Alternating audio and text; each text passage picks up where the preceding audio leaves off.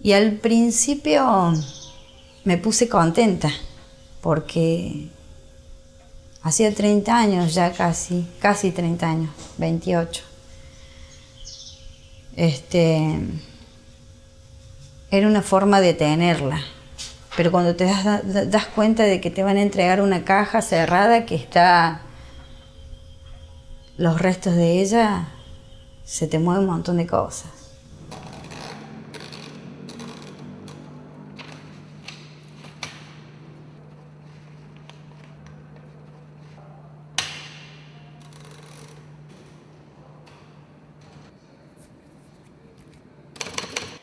Córdoba, junio 30 de 1980. Excelentísimo señor presidente de la Nación, Teniente General don Jorge Rafael Videla.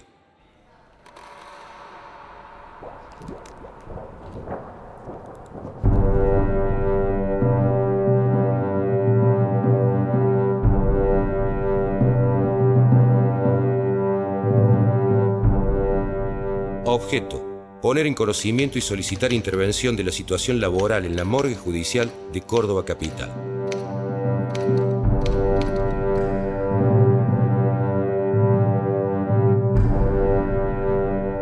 Los empleados de la morgue judicial tienen el agrado de dirigirse al señor presidente a fin de informarle y poner en conocimiento de todos los trámites que hemos realizado para lograr ser encuadrados dentro de la ley de insalubridad, tareas penosas, riesgosas y de envejecimiento prematuro.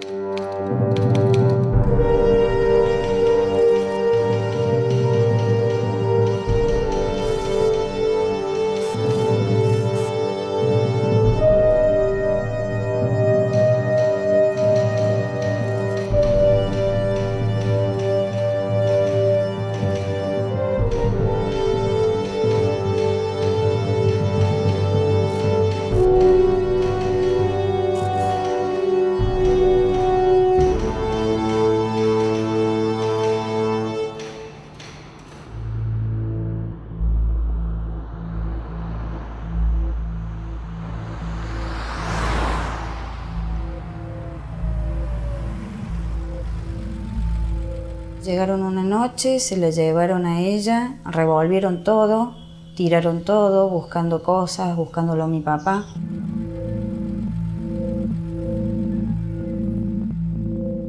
La primera sensación es el estupor de no saber, digamos así, qué ha sido del familiar detenido. Uno piensa que está detenido, uno piensa que, bueno, puede ser que esté incomunicado. Cuando mi mamá la llevaron, recordaba que había muchos hombres de verde y que estábamos llorando y que ella nos decía que iba a volver, que se iba a hacer un trámite y que volvía, porque ella agarra los documentos con su cartera y la llevan. Y de ahí no recuerdo más nada. Es en ese momento que, digamos, cobramos conciencia de que estábamos ante algo más que una mera detención. Secuestro, no era detención, era secuestro.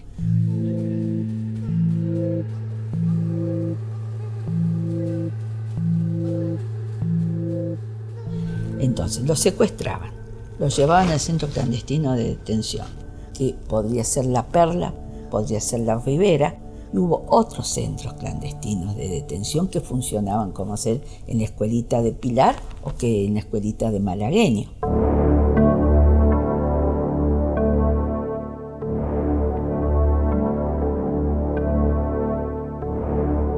Tercer cuerpo de jefe. ¡Y fuerte! ¡Al hombro! ¡Flores! Al acudir yo al campo de la Ribera, me dicen que no ha llegado aún mi marido, vuelvo al puesto de guardia y sale un oficial de la aeronáutica que me insiste y me reafirma que él en persona lo ha llevado al campo de la Ribera.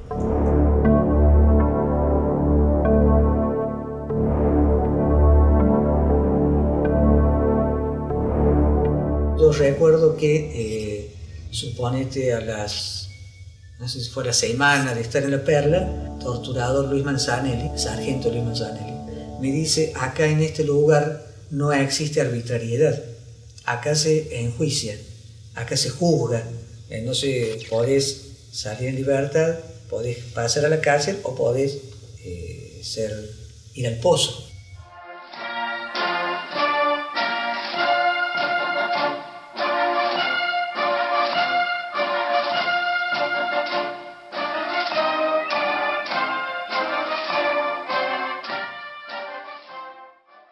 Siempre es un placer para un viejo soldado presidir una formación de sus jóvenes camaradas. Pero os confieso que viendo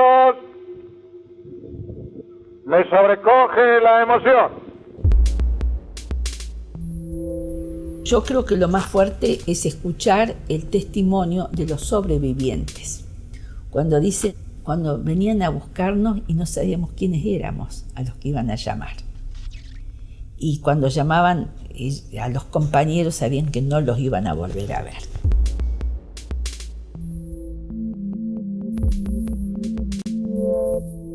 Cuando venía el camión, nos apretaban la venda de los ojos. Nos llamaban por número. Cada número era uno de nosotros. Nos poníamos los zapatos esperando. Esa noche se llevaron a 10. Los pusieron en fila. Se movían despacio, con la última esperanza de que fuera un traslado a la cárcel.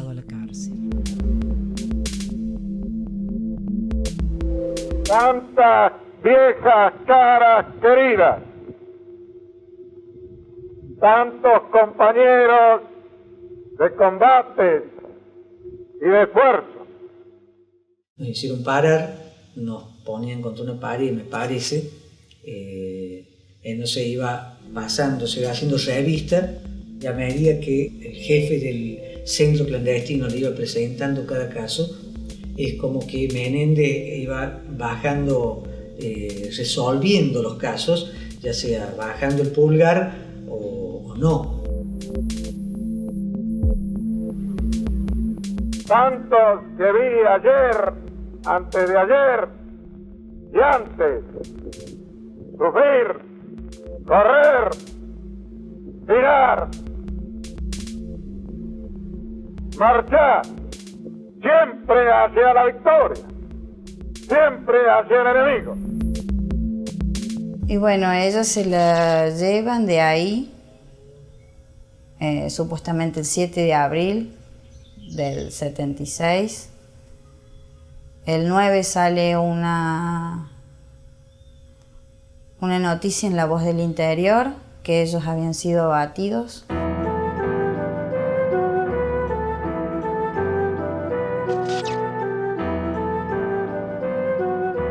Con dos más, con Esma y Prat, en un enfrentamiento, mueren a tiros.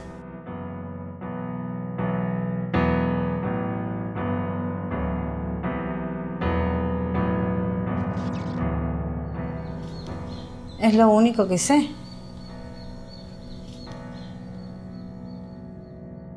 Los mataban en La Perla y después los hacían figurar como encontrados en la vía pública porque habían tenido un severo enfrentamiento con un camión militar. A veces por curiosidad nosotros, si venía muy baleado, nos poníamos a contarles los impactos, pero por una cuestión de curiosidad nuestra, no porque nadie nos pidiese que hiciéramos eso. Llegamos a contar 70 y pico un día en un cadáver que vino, y que bueno, entre nosotros nos decíamos, si esto es un enfrentamiento, ¿acá qué pasó?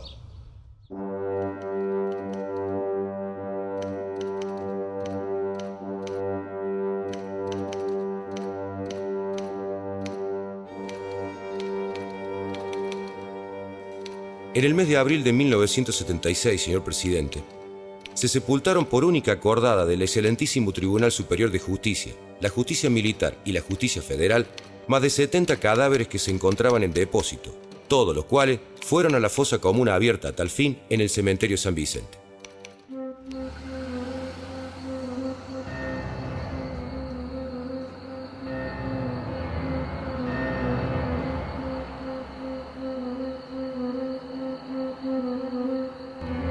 Ese operativo se hace de noche por una ambulancia que le estrenamos y la rompimos, por supuesto.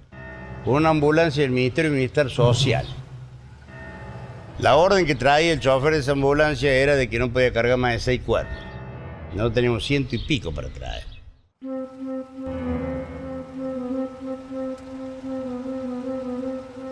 Señor presidente, durante la permanencia en el Hospital Córdoba, se descompuso en varias oportunidades la heladera conservadora, ya que la capacidad era para 6 cadáveres y nos vimos obligados, por razones de servicio, a depositar hasta 28 cadáveres.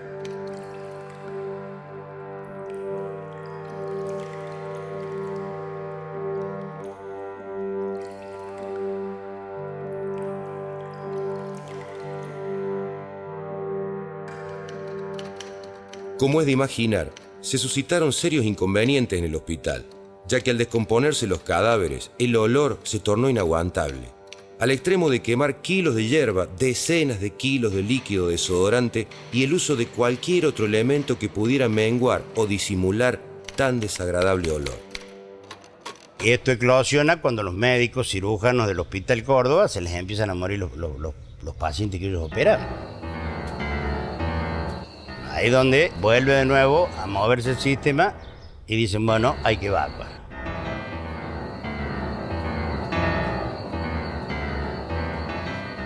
Fue una noche que no es justamente para el olvido. Cuando abrimos esa famosa heladera, bueno, los gusanos eran reyes y señores, en baldes de 20 litros los levantábamos y los echábamos a la cloaca. Había una nube de moscas y el piso estaba cubierto por una capa de aproximadamente 10 centímetros de gusanos y larvas, lo que retiramos en baldes cargándolos con palas. Nuestra única indumentaria era pantalón, guardapolvo, botas y guantes algunos. Otros tuvieron que realizar la tarea con ropas de calle. Es inenarrable, señor presidente, el espectáculo que presentaba el cementerio. Los móviles de la policía alumbraban la fosa común donde fueron depositados los cadáveres, identificados por número, y como punto de referencia, los pilares de la pared cercana, detrás de la cual e inclusive arriba de los techos, los vecinos del cementerio observaban la macabra tarea realizada. Nosotros andábamos de los techos, los subíamos a los panteones, los espiábamos. Veíamos pasar los camiones, pero no sabíamos qué llevaba, qué contenían eso. Yo lo que sabía era en ambulancia, en camión. En camiones, sí, en algunas ambulancias comentaban. Los operativos empezaban tipo 10:30, 11 de la noche y terminaban 3, 4 de la mañana, 5, 6. Venían tipos con guardapolvos largos, blancos, y no los traían en cajón. Traían los cuerpos, yo te digo, era como una carne roja así congelada, y eso tiraban. Cuerpos grandes, cuerpos chicos. Mi papá era uno de los capataces del cementerio. Prácticamente le decía yo, lo obligaban a que tuvieran que venir a trabajar los que estaban cerca. Y había días que estaba lloviendo, sí, y bueno, pero era lo que había. Yo una noche llegué a alcanzarle una capa para que se cubriera, no me dejaron entrar. Paró el guardia en la puerta y bueno, me dijo, déjenlo, yo se lo alcanzo.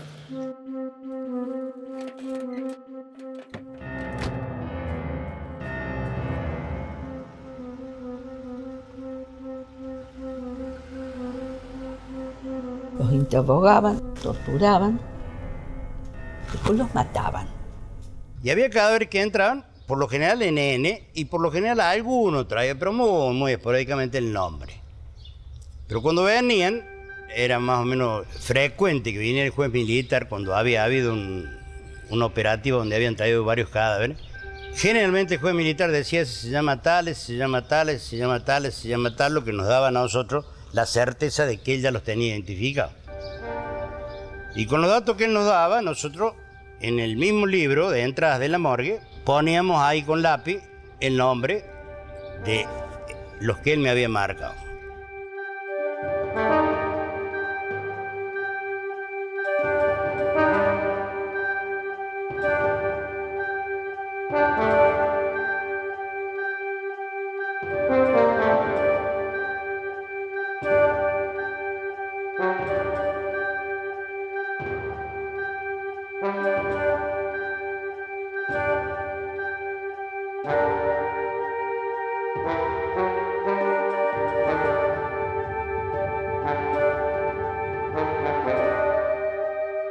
Ella estuvo en la morgue, yo creo que estuvo desde el 9, supuestamente que entra, hasta finales de mayo. Nadie la va a buscar porque tenían miedo, mis abuelos no van porque tenían miedo, así que no se recupera el cuerpo.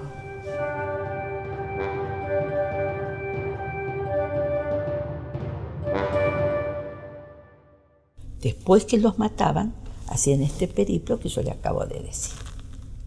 O sea, el hospital militar, del hospital militar se iban a la morgue. Si había habido un enfrentamiento en algún lugar, primeramente los bajaban al Hospital Militar Central.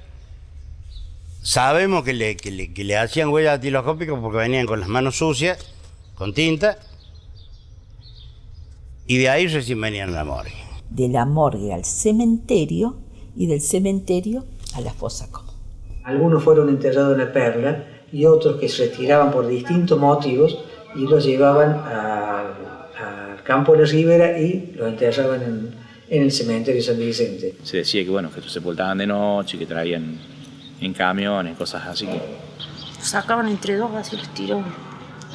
Supongo yo que tirarían los cuerpos dentro de la fosa y yo tenían que tapar y echarle tierra. Se nos dio situaciones en que sepultamos, por ejemplo, ayer y hoy venía la orden del juzgado militar que hiciéramos entrega del cadáver que lo habíamos sepultado. Y vinimos y tuvimos que excavar acá y sacarlo de acá y entregárselo a la familia. Eso pasó también. El hecho de que las personas hayan sido inhumadas en un cementerio habla quizás de una mínima consideración. Es decir, bueno, los cuerpos fueron llevados a donde son llevados los cuerpos de los muertos, pero la forma en que fueron depositados, que no fueron depositados, fueron arrojados realmente a un pozo o a una zanja. Dista mucho lo que es una inhumación o un enterramiento a esto que era tirar restos de personas sin ninguna identificación y apenas cubierto por paladas de tierra. Las Fuerzas Armadas de la Nación, conscientes de su responsabilidad, asumieron el poder político de la nación. Y a través de la asunción de ese poder político, pusieron en marcha el proceso de reorganización nacional, cuyo objetivo final no es otro que el de instaurar a su debido tiempo una auténtica democracia, fuerte, estable y moderna.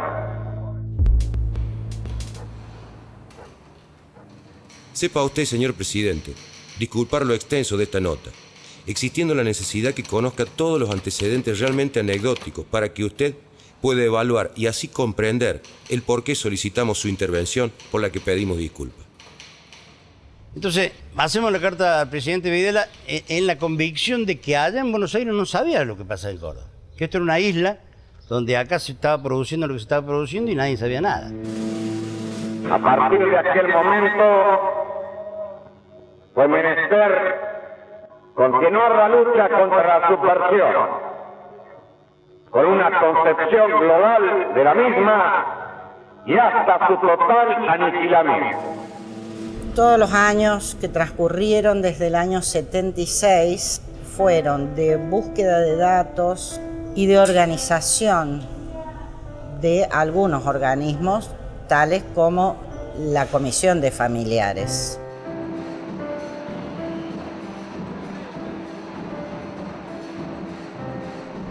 Comenzamos a recoger testimonios, documentación acerca de la existencia de una fosa colectiva en el cementerio de San Vicente. De esta fosa sabía mucha gente.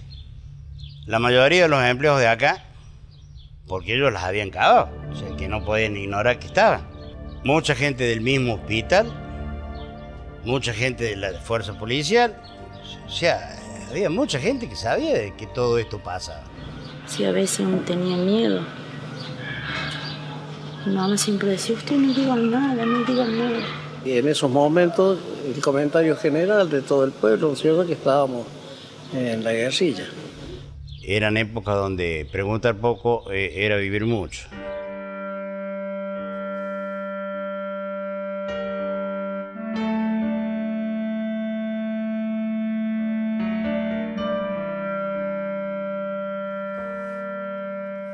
El recuerdo que yo tengo no es nada. Tenía 4 años y no es nada el recuerdo. Entonces no querés saber eso. Se te mezcla todos los sentimientos.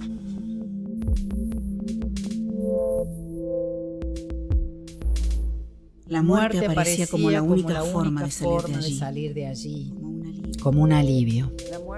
La tortura estaba en la venda, en la humillación, en la inmovilidad, en las burlas, en el hambre, en los gritos, en el terror, en darse cuenta de que uno estaba en un campo de concentración, sin esperanza.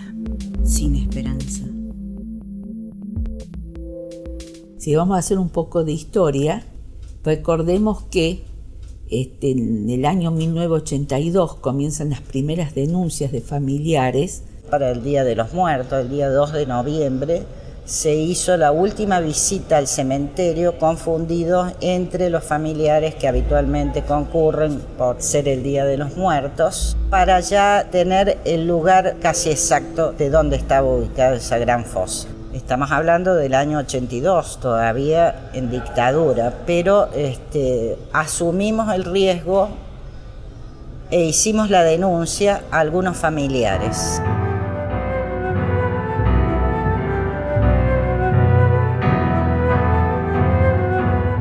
Comienza ahí la causa de enterramientos clandestinos con el pedido de familiares que solicitaban se investigara inhumaciones clandestinas que se habrían llevado a cabo en el cementerio San Vicente de esta ciudad de Córdoba.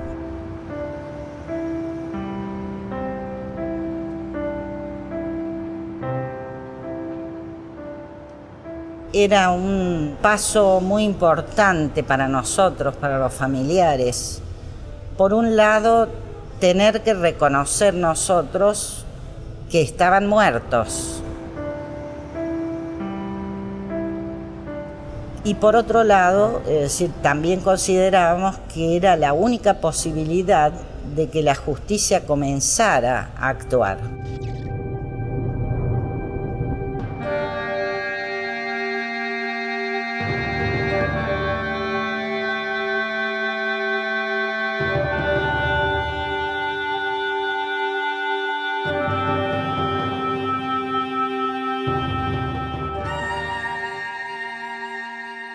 Expediente 9693, venidos a despacho.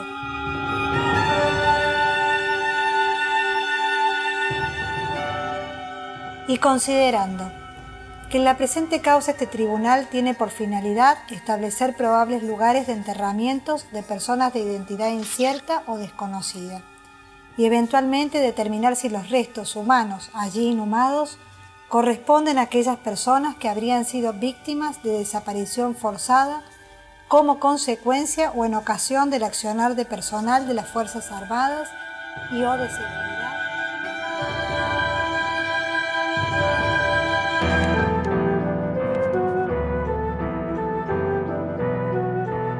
En ese momento, un grupo de personas que había trabajado en la morgue judicial elevan una denuncia que ellos habían hecho por una cuestión, digamos así, administrativa. Señor presidente, en el año 1977 se eleva la primera nota solicitando ser encuadrados dentro de la ley de insalubridad, reiterando la misma los años 78, 79 y 80, notas de las cuales nunca obtuvimos ningún tipo de respuesta. Solo sabemos por trascendido que algunas de ellas recorrieron los más insólitos caminos. De vuelta a la democracia, acá en Córdoba comienzan a efectuarse presentaciones que tenían por objeto determinar qué había pasado con las personas desaparecidas y buscando obviamente la persecución penal. Se cita a testimoniar a empleados del cementerio, a directivos del cementerio. Había tomado publicidad una carta firmada por varios funcionarios de la morgue, en la cual se hace mención a inhumaciones irregulares en el cementerio de San Vicente. Eso había generado las excavaciones que se hicieron en el año 84. La primera tanda se cava con la pala mecánica. Se hizo como una especie de zanja en paralelo a la fosa y solamente en un lugar marcado por uno de los testigos, por el señor Caro. Cuando vuelvo en el 84 ese paredón no estaba. Entonces ahí me pierdo. Ahí se me pierde la fosa, se me pierde todo. Entonces yo buscando esa pared encuentro que todavía existe el resto de la pared y están los pilares. Partiendo de esa base es que logro ubicar el lugar. La máquina había entrado a 90 grados y había incidido en donde estaba la fosa, que aparentemente correspondía a las inhumaciones de diciembre del 76.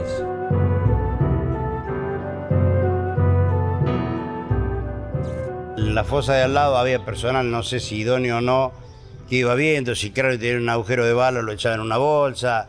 Claro, no se contaba en aquella época con la tecnología con que contamos ahora, ¿no es cierto? Se excavó de manera un poco intempestiva, empleando una pala mecánica que realmente nos hizo perder un material valiosísimo, ¿no? Y se destruyó mucha evidencia, pero fue un hito que marcó sin duda la existencia de las fosas en San Vicente. Se llega a fondo y uno de los empleados pega con la pala, era una tosca eso, y dice, bueno, acá no hay más nada. Yo le digo, no, tenés 1 metro más de cadáveres abajo. Y destapan el primer cadáver, ese que están destapando ahí es una mujer. Y está atada con alambre. Y en eso que yo le digo, está atada con alambre, uno de los que estaba cavando ahí toma un alambre así, lo tira a un costado y yo se lo pido. Y cuando me lo da, viene en forma de 8 y le digo, estas eran las esposas. Y la destapan y efectivamente estaba envuelta con alambre púa. Como gobernante, me tocó llevar a cabo la conducción de una guerra en forma integral. Para poder ganar esa guerra, y la tarea no menos difícil de conquistar la paz. Señor presidente, siendo tan ilustrativa y explícita la ley, dejamos a su elevado criterio de justicia la evaluación de nuestra solicitud. Dejamos constancia que el personal que no firme esta carta es por temor a represalias que pudieran emanar de nuestros superiores, habiendo sido de estilo este tipo de amenazas durante todos estos años. Sin otro particular y esperando una resolución favorable, saludamos al señor presidente con nuestra mayor consideración y respeto. Lo que tuvimos como respuesta fue una tarjeta que me manda la Presidencia de la Nación, que la carta llegó, en 60 días preparan el sumario administrativo en tribunales y nos dejaron 60.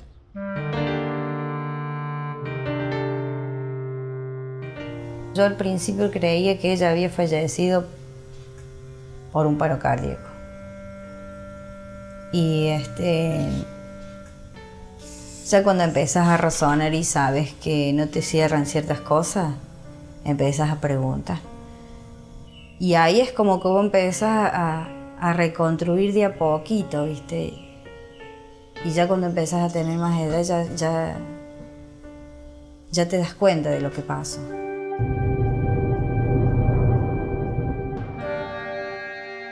La historia quedó silenciada mucho tiempo, ¿no es cierto? Quedaron los expedientes archivados en la Cámara Federal y llegamos así al año 98.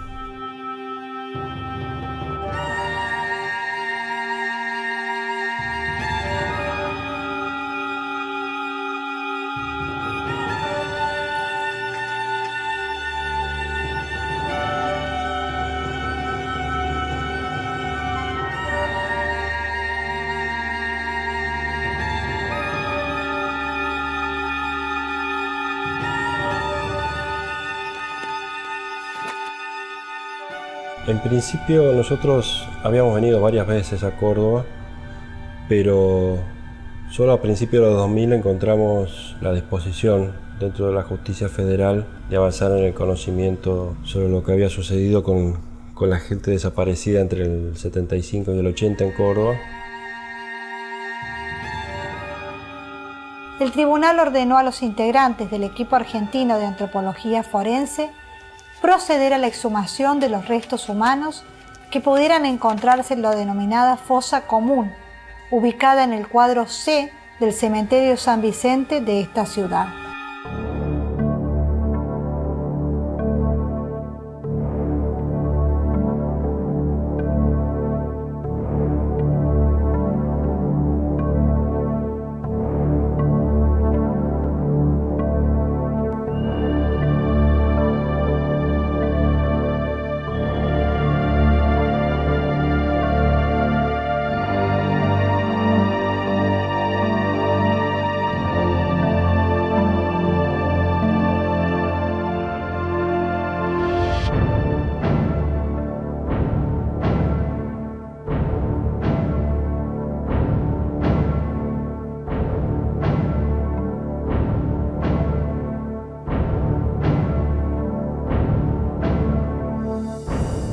Se inicia el trabajo, en nuestro caso eso fue en febrero de 2003. Estuvimos excavando hasta bien entrado el invierno de ese año.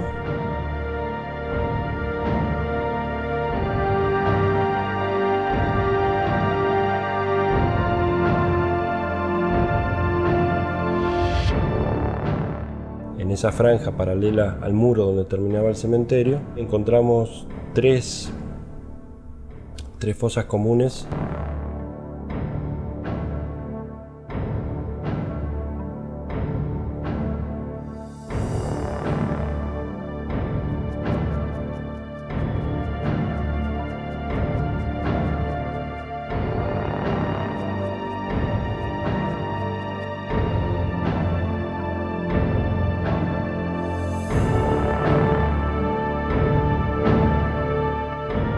Pudimos inferir a través de cierta evidencia que correspondía a fines de abril, fines de julio y fines de agosto del año 1976.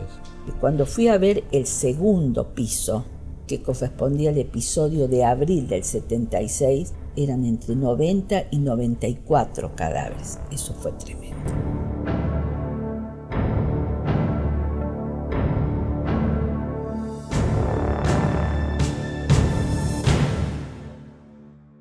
En esta fosa hemos encontrado algunos individuos expuestos en posición anatómica, algunos boca abajo como es este que tenemos acá.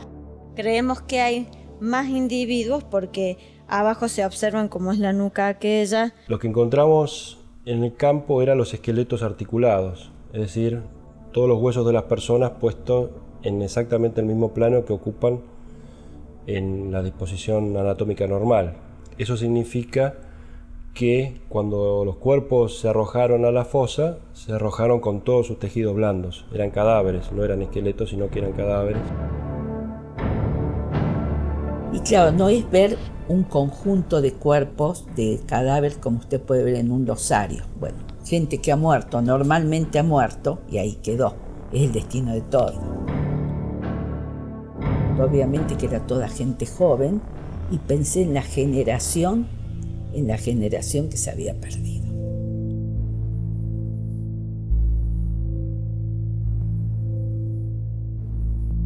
Hasta que al fin, dos de los más bestias me llevaron a la máquina.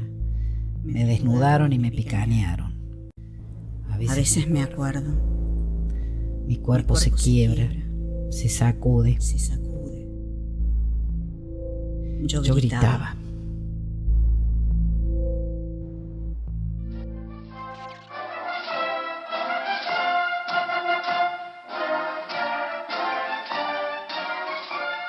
Si bien fue un golpe militar más, creo que había un objetivo político mucho más trascendente y más a largo plazo, que se fijaron metas y fue mucho más planificado desde el punto de vista político, económico, militar, social, etc.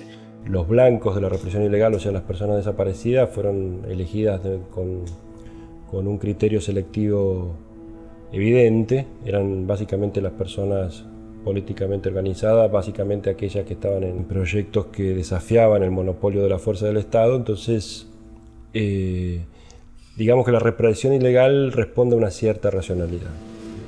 Como comandante en jefe del ejército, me cupo el alto honor de conducirlo cuando él entraba plenamente en operaciones contra la delincuencia subversiva y con responsabilidad primaria en todo el ámbito del país. Desde el punto de vista represivo, creo que ellos tuvieron una primera etapa que fue de saturación, que se manifestó en un operativo constante, digamos, o sea, era el ejército en la calle con tipo aplanadora, o sea, secuestrando, deteniendo en una forma ininterrumpida, pero también con una táctica de terrorismo, o sea, de crear el terror en la población. Enemigos de las Fuerzas Armadas eran todo aquel que pensaba. Por ejemplo, obviamente las organizaciones de izquierda, revolucionarias, etc., pero estamos hablando de delegados, activistas. Primeramente nosotros les llamamos guerrilleros y un día vino un teniente coronel y me dijo, no, estos no son guerrilleros, estos son subversivos. Y yo le pedí por favor que me explicara y él me dijo que guerrillero es el que pelea por razones patrióticas y estos eran personas que subvertían el orden público. Creo que la represión apuntó todo aquello que fuera no solo un activista, sino un activista potencial.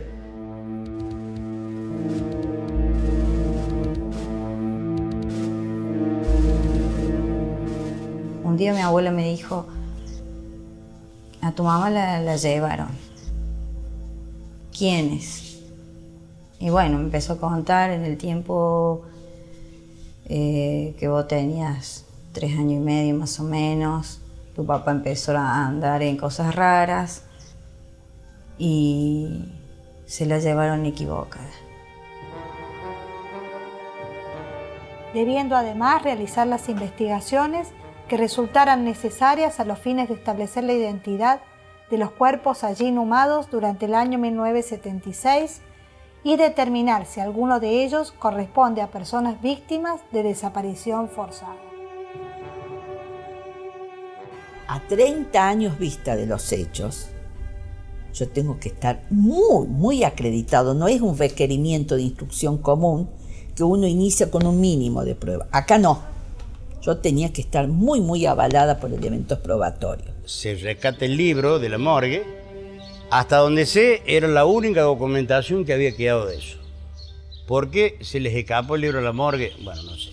Tomamos muchísimos testimonios y conseguimos que varios de los 17 sobrevivientes de la Perla, porque únicamente hubo 17 sobrevivientes, gente que se había ido del país y que nunca había regresado, vinieran y prestaran un testimonio directo en la causa. Una madrugada que con mucho silencio los retiraron a los 5 y a la tarde o a la noche escuché diálogos, cuando estaba acostado, que hacían comentarios sobre este grupo, cosas, digamos, del conjunto de lo que uno escuchaba, era muy elocuente el destino de estos compañeros, ¿no?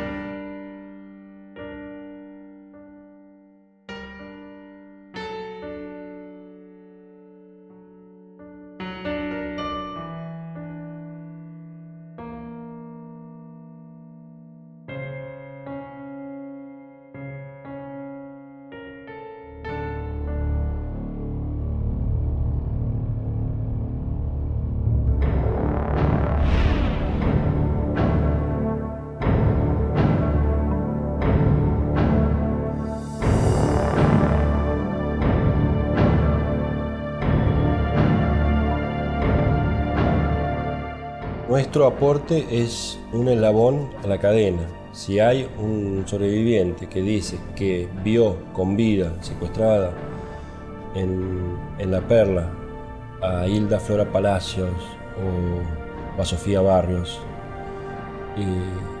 y nosotros identificamos el cuerpo mucho tiempo después, nos está dando el indicio que nosotros podemos decir que es una evidencia y es una prueba de que esas personas vistas en cautiverio y bajo custodia de funcionarios del Tercer Cuerpo del Ejército han sido asesinados.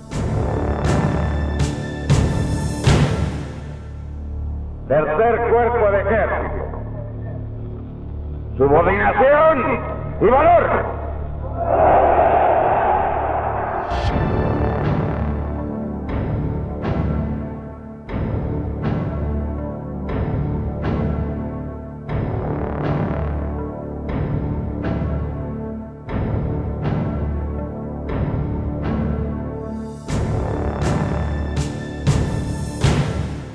Hicimos una base de datos realmente muy, pero muy importante y nos hicimos de muchísimo material probatorio.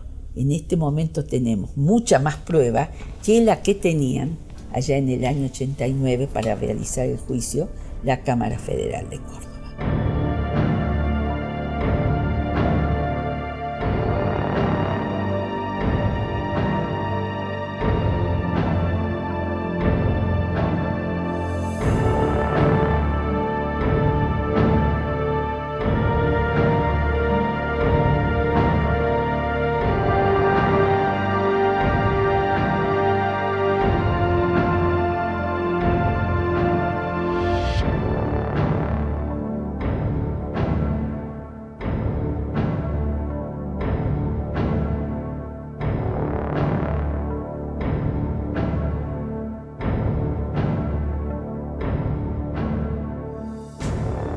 En la propia excavación, en algunos pocos casos, encontramos en la zona de los huesos de la muñeca una chapita de metal grabado con un número.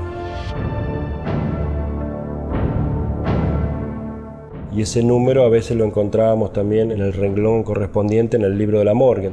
Entonces nos permitía establecer una hipótesis fuerte de relación entre ese número que encontrábamos en el libro de la morgue y por otro lado en el esqueleto excavado más de 25 años después. En este caso se trató de una hipótesis 1 a 1. Las hipótesis 1 a 1, el juzgado entrega al laboratorio un resto óseo y una o dos muestras de sangre de familiares.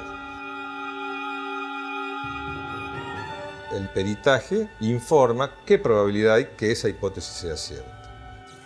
Se solicitó a la hija de la nombrada, Sara Castro, proporcionara a los peritos actuantes una muestra de sangre a los fines de la realización del análisis genético, ADN, y su posterior cotejo. El ADN es la molécula por excelencia en la cual dicta la herencia y que se transmite de padres a hijos, de modo que un grupo familiar va a compartir determinados genes precisamente por esta herencia vertical. Fue posible estimar la presunta identidad del esqueleto SBCBCN 48, suponiendo firmemente que se trataba de Liliana Sofía Barrios. En el caso del esqueleto 48, el equipo argentino de antropología forense nos entregó 2 piezas dentales para hacer análisis de ADN sobre ellas y compararlo con una muestra de sangre de Sara Castro.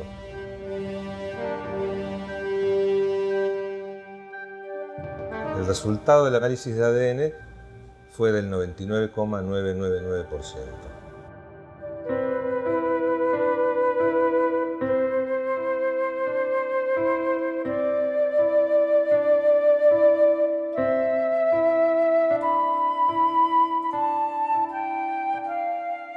Yo decía que quería llevarle una flor o algo.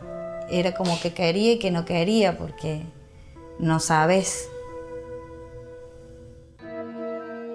Declarar que Liliana Sofía Barrios falleció el día 7 de abril de 1976 como consecuencia de politraumatismo torácico y abdominal causado por múltiples impactos de proyectiles de armas de fuego.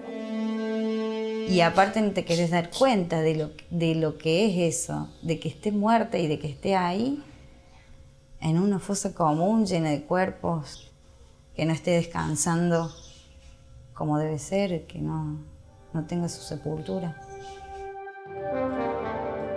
La verdad provocó un profundo dolor.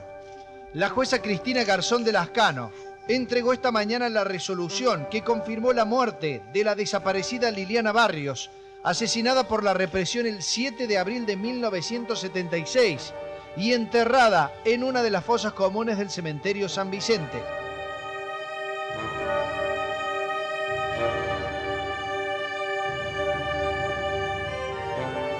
Punto tercero.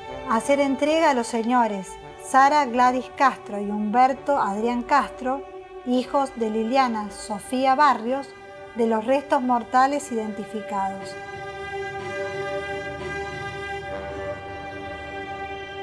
Primero estábamos contentos porque decía, la voy a tener, la voy a poder llevarle flores, hablar, y de alguna manera uno los tiene. Pero cuando te das cuenta decís, la pucha, 28 años y que te la entreguen en una caja. Es muy distinto eso que el recuerdo de un ser querido.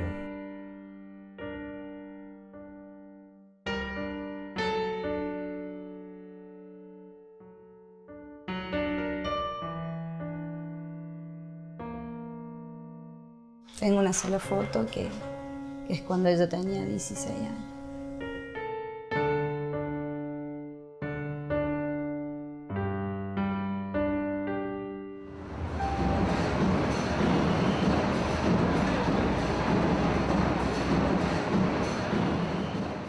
Se han recuperado cerca de 140 cadáveres, de los cuales ya están identificados 11, que ya fueron entregados.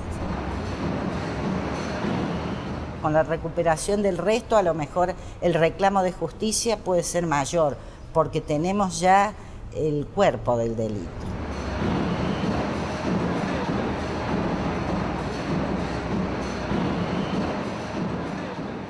No puedo dejar de sentir realmente un gran pesar por todo lo que sucedió. Pero eso no quita que yo haga un trabajo objetivo y me ciña estrictamente a las pruebas. Esas pruebas se tomaron en cuenta para dictar la prisión preventiva de muchas personas que todavía están siendo procesadas. Mediante las cuales he conseguido que un número muy considerable de personal de las Fuerzas Armadas estén detenidos en este momento.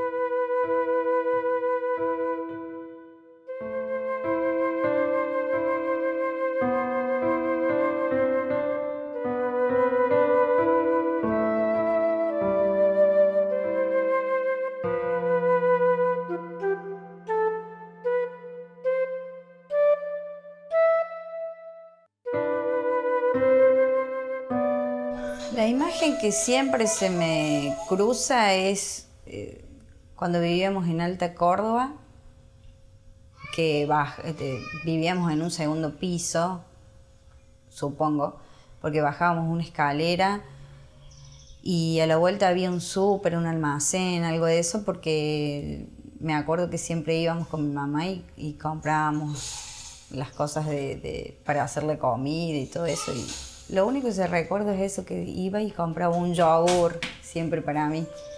Esa es la imagen que tengo, y que ella tenía panza.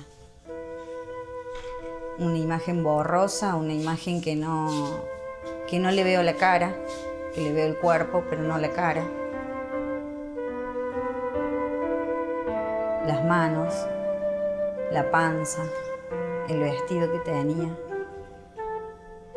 Era como fondo naranja, muy suave, con flores.